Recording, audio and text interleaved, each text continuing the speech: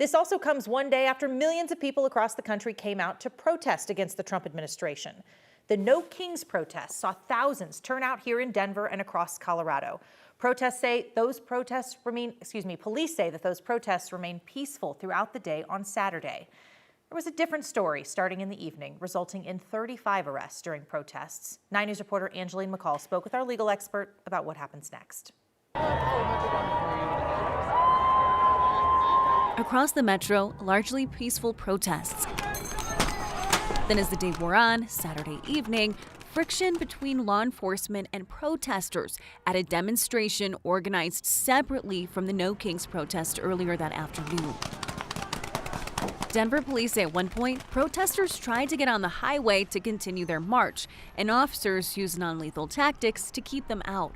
In Denver, 35 people were arrested. Considering the thousands of people involved in the protests, I think the number of arrests was surprisingly small. 9 News legal analyst Scott Robinson reviewed the charges. Most are municipal offenses, meaning lower-level charges than a misdemeanor, like failure to obey a lawful order or interfering with police.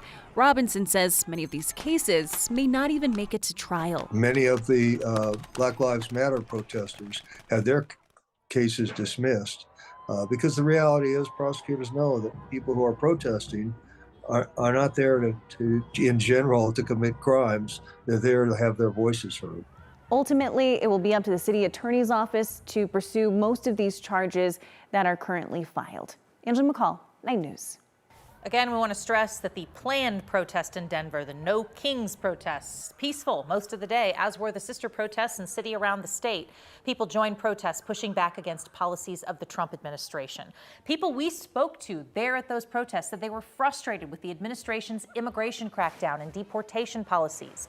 They also expressed general disapproval over how President Trump is running the country.